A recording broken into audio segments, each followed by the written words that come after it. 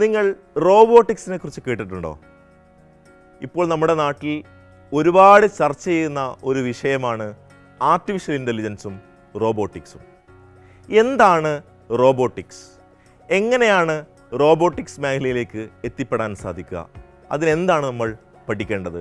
തുടങ്ങിയ കാര്യങ്ങളാണ് ഈ വീഡിയോയിൽ നമ്മൾ ചർച്ച ചെയ്യുന്നത്.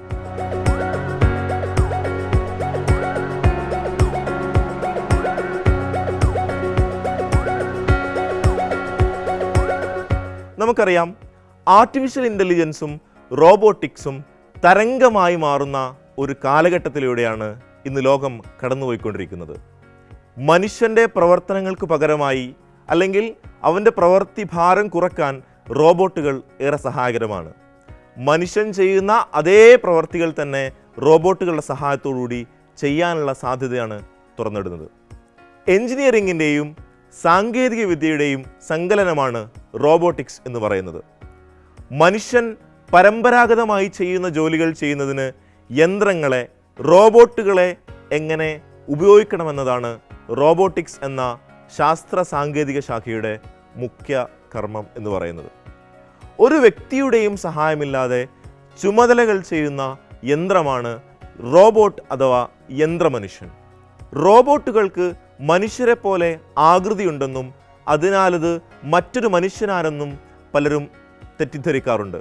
എന്നാൽ നേരത്തെ നിശ്ചയിച്ചുറപ്പിച്ച് പ്രോഗ്രാം ചെയ്തു വച്ചിരിക്കുന്ന പ്രവൃത്തികൾ മാത്രമാണ് റോബോട്ടുകൾ ചെയ്യുന്നത്.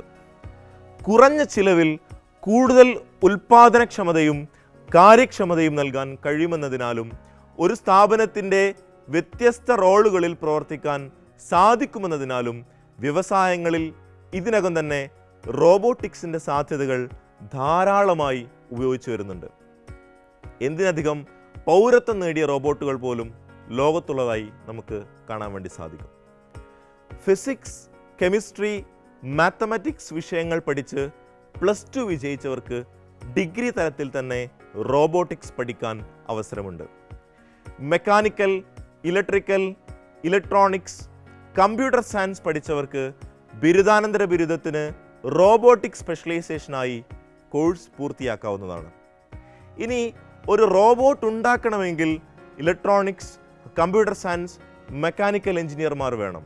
റോബോട്ടിൻ്റെ ശരീരം മെക്കാനിക്കൽ എഞ്ചിനീയർമാർ നിർമ്മിക്കുമ്പോൾ അതിലെ നാഡികളെ ഇലക്ട്രോണിക്സുകാർ വികസിപ്പിക്കുന്നു. റോബോട്ടിൻ്റെ മസ്തിഷ്കം അല്ലെങ്കിൽ പ്രോഗ്രാമിംഗ് കമ്പ്യൂട്ടർ സയൻസ് വിദഗ്ധരുടെ കയ്യിലാണ് കിടക്കുന്നത്. സാധ്യതകൾ അറിഞ്ഞ് റോബോട്ടിക്സിനെ എഞ്ചിനീയറിംഗിൽ സ്വതന്ത്ര പഠന വിഭാഗമാക്കിയിട്ടുണ്ട്.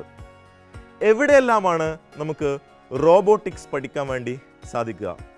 നിങ്ങൾ ഡിഗ്രി തലത്തിൽ തന്നെ റോബോട്ടിക്സ് പഠിക്കാൻ ഉദ്ദേശിക്കുന്നതെങ്കിൽ തീർച്ചയായും എഞ്ചിനീയറിംഗ് മേഖലയാണ് തിരഞ്ഞെടുക്കേണ്ടത്. എഞ്ചിനീയറിംഗ് പഠനത്തിന് ഇന്ത്യയിൽ ഏറ്റവും മികച്ച് IITകളാണെന്ന കാര്യത്തിൽ യാതൊരു സംശയവുമില്ല.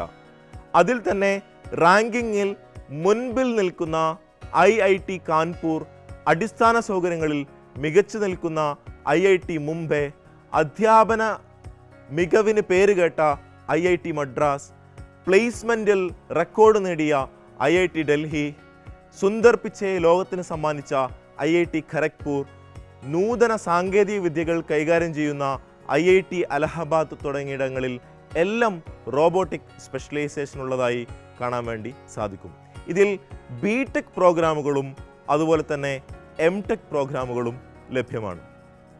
കൂടാതെ റോബോട്ടിക്സ് എഞ്ചിനീയറിംഗിൽ ബിരുദാനന്തര ബിരുദം നേടാൻ ബംഗളൂരു ആസ്ഥാനമാക്കിയിട്ടുള്ള ഇന്ത്യൻ ഇൻസ്റ്റിറ്റ്യൂട്ട് ഓഫ് സയൻസ് എന്ന കേന്ദ്ര ഗവൺമെൻറ് സ്ഥാപനവും വളരെ മികച്ചതാണ്.